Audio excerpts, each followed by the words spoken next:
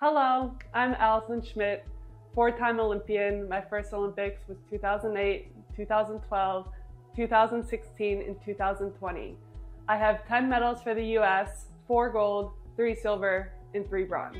The first time I realized I had the potential to punch my ticket to the Olympics was when I hit the wall in 2008 and saw the number 2 on my name. I'm teary-eyed.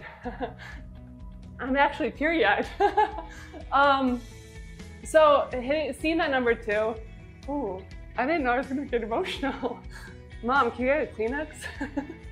Funny enough, I was never that kid that said I wanted to go to the Olympics. In 2006, I guess 2005, I was at University of Michigan training, surrounded by a bunch of Olympians. And that was the first time that I really saw swimming as something that could go further than high school.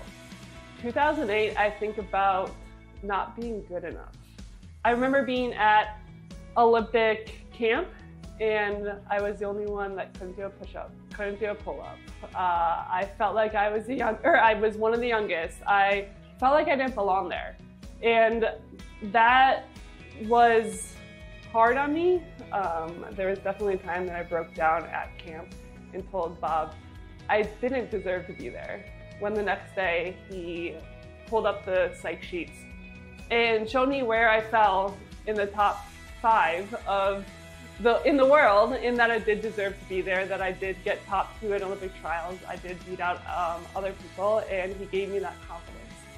When competition came, I did not do as well as I did at trials, which I would like to say I do not really show much emotion on the pool deck, but I definitely did cry on the, I cried in the cool down pool because I was upset with how I performed, that it wasn't at my best. I got 9th in the 200 freestyle by 1/100, and I knew my best time would have made it into the finals. That definitely motivated me to train for 2012 and ultimately redshirt my senior year at University of Georgia, moved to Baltimore to train for the year leading up to 2012 with Bob and give all I had to swimming in that year. In 2012, I also had my aunt passed away. So in 2012, before I went to Colorado, that was my goodbye. And she said to me,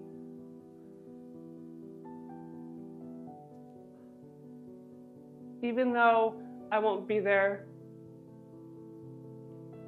to watch, I'll be helping you along.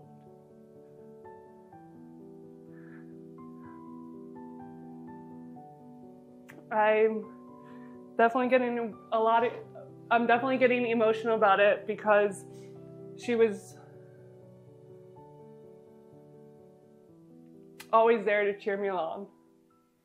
I recall Aunt Carolyn at 11, 12 years old when I had a meet at University of Pittsburgh, and her crutching herself in to watch the meet. Out of all costs, she was there to support me. And so in 2012, in the 400 freestyle at London, I was dying on the last 100, and I was in so much pain and thinking, I see Camille Muffat ahead of me. I know she's there, and at that moment I was able to put my head down and really get into another gear, knowing that she's above me and actually thinking of her as she's pulling me along the way to the finish. Ultimately, I got silver by a couple 100ths or a couple tenths, and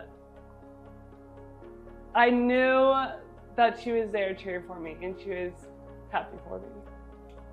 Being competitive, of course I wanted that gold and got that silver. The day before, we got bronze in the 4x100 freestyle relay. And so I looked at Jack, he looked at me, and I said, well, I need all 3 colors now. And the next race was the 200 freestyle. And that that race, we came back with gold. All I think about on the first 25 is save my legs, easy speed. I hit the first wall and I know that I have so much left, and I build up for that 25, and with a 125 left to go, I start picking up my legs. I would flip at the 100 mark, and that's when I saw that I was ahead and that no one else could catch me. It's definitely a weird feeling to relive, but I knew at that moment that I had so much left and that my legs were stronger. I had that confidence, my legs were stronger, and I pushed off all those walls with 4 dolphin kicks off the wall and put my head down, and I knew that I had it in the bag at that point. So I knew that I was going to continue swimming through the 2016 Olympics. That was a very special team to make. I did not make it individually, which was an upset for me, but I was very grateful to have the opportunity to go swim in 2 relays. I realized that this could be an opportunity for a different role. Not only am I competing and racing for Team USA, but I could potentially be a leader for Team USA. I was then elected captain for the 2016 team by my teammates, which was a huge honor. The 2020 Olympics was completely different than the other 3 Olympics. The obvious reason is the global pandemic and not having spectators. To be in Japan, they were a great host. It was a great country to be a part of the Olympics, but it was really different to not have the fans there, and especially my family and my supporters there.